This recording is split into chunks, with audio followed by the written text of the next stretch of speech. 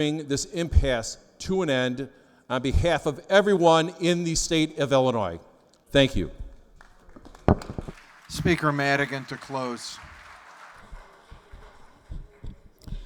Thank you, Mr. Speaker, and ladies and gentlemen of the House. Almost 1 year ago, after Governor Rauner presented his fiscal year 2016 budget proposal that was billions of dollars out of balance, House and Senate Democrats passed spending plans for the current fiscal year. These plans laid out Democrats' priorities, including more money for elementary and high schools, and preventing the dangerous cuts that the governor had proposed in his budget. Cuts such as zeroing out funding for services for children with autism, cutting funding for breast cancer screenings for nearly 15,000 women, cutting funding for child abuse prevention, and cutting services for victims of sexual assault. With the exception of the budget for elementary and secondary education, a budget that House and Senate Republicans voted against,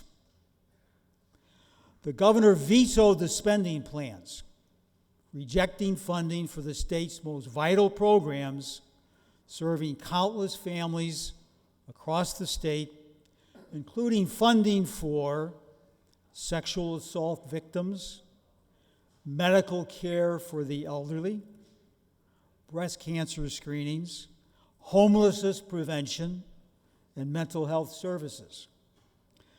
The governor chose to veto this critical funding, even though the state constitution provides that he may reduce or veto any item in an appropriations bill. We know that the governor understands this provision because he used his line item veto power to remove specific items from a capital bill while allowing other parts of the bill to become law. It is regrettable that the governor did not extend the same consideration to vital state programs that help sexual assault victims, the elderly, and potential cancer victims. Since the governor's vetoes, numerous bills and amendments have been brought to the floor of this chamber as renewed statements of the priorities of House Democrats. With few exceptions, the governor and his people in this chamber have rejected those funding plans. Even in the case of 911 services, motor fuel tax revenue for municipalities, and appropriations from federal funds, it took a great deal of time and effort to convince the governor to move off of his personal agenda. The governor's objections to House Democratic budget priorities are based on his insistence that the General Assembly first pass his personal agenda, which is targeted at diminishing the wages and the standard of living of the middle class and other struggling families. It's true that we need to do more to create good-paying jobs with good wages in Illinois and improve our economic condition. But progress will not be made by targeting the wages and the standard of living of the middle class and others who are already struggling. So, we have had and we will continue to have our differences. But differences with governors is not new to me, nor is it something that has prevented me from working with governors of both political parties for the good of the people of Illinois in passing state budgets. Over 30 years, I have worked with 6 governors from both political parties. twice as many Republicans as Democrats. We didn't always agree on the issues. We didn't always agree on the best approach to passing the state budget. I had differences of opinion with all of the governors that I've worked with, including governors of my own party. And let me repeat that, including governors of my own party. Many of you will recall the very strong differences that I had with former Governor Rod Blagojevich. However, we found a way to compromise. My record over the years is one of compromise, regardless of the governor or his political party, to pass a budget that does not withhold the services that the people of Illinois depend upon. It is my openness to compromise that I stated more than a year ago, and why I continue to believe that to solve the state budget deficit, we must take a balanced approach. The spending plans approved by the legislature almost a year ago took that approach, cutting hundreds of millions of dollars without decimating the vital services that Illinois residents, children, and the elderly depend upon. Like the governor's own budget, ours was not fully in balance. But we publicly acknowledged that, and we have been prepared to address that. Over the last 13 months, compromise has been very difficult to achieve. Never before has the state gone this long without a budget. Every other governor that I have worked with has negotiated with the General Assembly in good faith to help the people of Illinois and to ensure that the people of our state did not needlessly suffer. The fact is, the current budget crisis was completely avoidable. While this crisis was avoidable, Governor Rauner has refused to put an end to the crisis. And some of his remarks in recent years clearly indicate that this has been his plan from the very beginning. At the Tazewell County Republican Party's Lincoln Day dinner, March 2013, Governor Rauner said, and I quote, "Even if Democrats got a major majority against us, you know what? They can't stop us.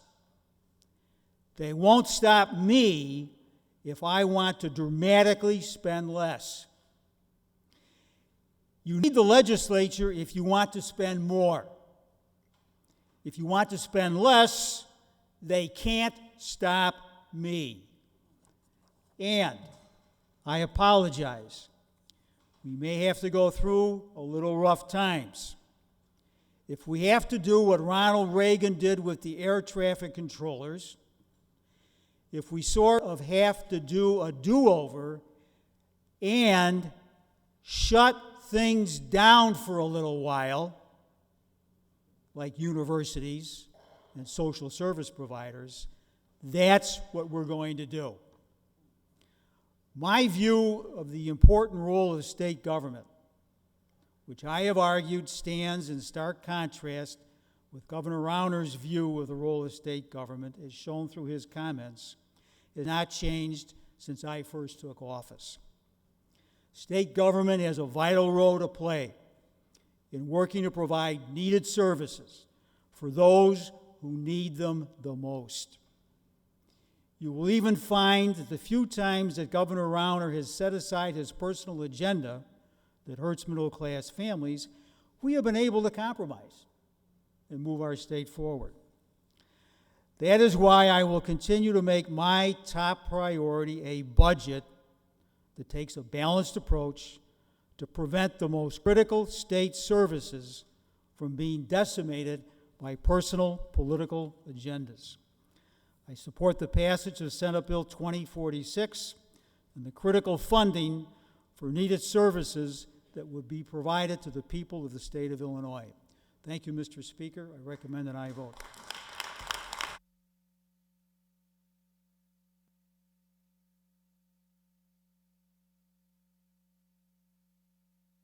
Those who support the ladies' bill will vote yes. Opposed, no. The voting is open.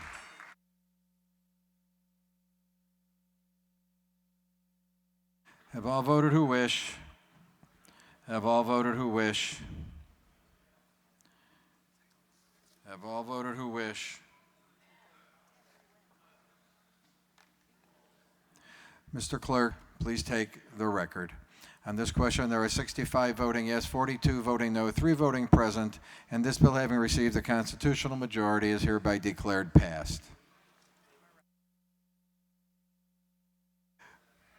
Mr. Clerk, committee announcements. The following committees will meet immediately upon adjournment. Judiciary Civil and Judiciary Criminal will meet in room 114. Agriculture and Conservation will meet in room D1. Appropriations, Elementary and Secondary Education will meet in room C1. Transportation, Regulation, Roads and Bridges will meet in room 118. Tollway Oversight will meet in room 122B. Cities and Villages will meet in room 115. And Financial Institutions will meet in room 413.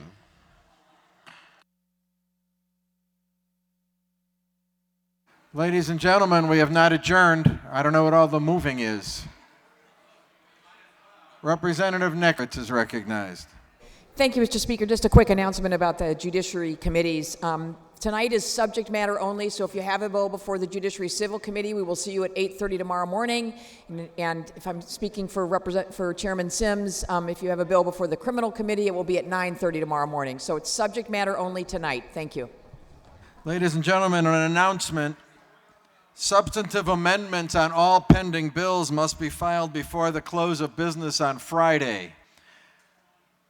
Any amendments, substantive amendments on pending bills must be filed by the close of business Friday.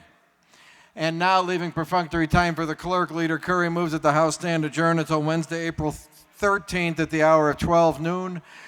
Those in favor say yes, opposed no. The ayes have it, and the House stands adjourned.